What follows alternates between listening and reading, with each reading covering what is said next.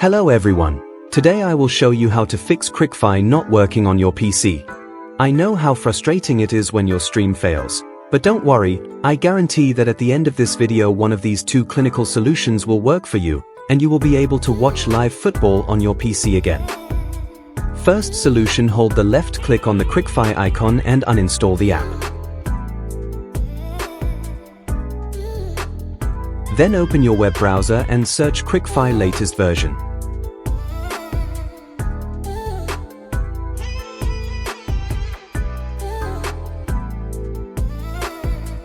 Now go back to your BlueStacks emulator, click APK icon, it will open your files, select APK you downloaded and open. The app will be installed automatically. Second solution, open BlueStacks Multi-Instance Manager. Here you create the latest instance.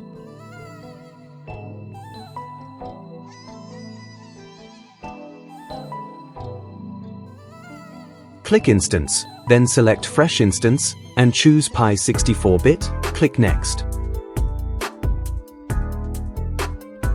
For CPU cores, select 2 cores, memory allocation select 2 or 4 if your PC is powerful, performance select balanced or high if your PC is powerful.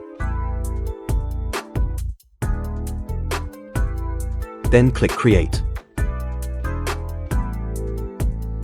The instance will be installed within fewer minutes.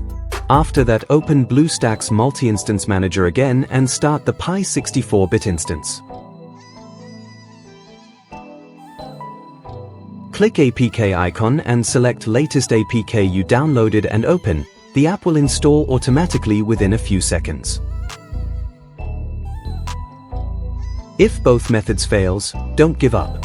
You can use an app called CricZ right here. It is similar to Cricfy, as you can see. The interface is almost identical to Cricfy, also it is more stable on PC. I have a full tutorial for CricZ right here on my channel.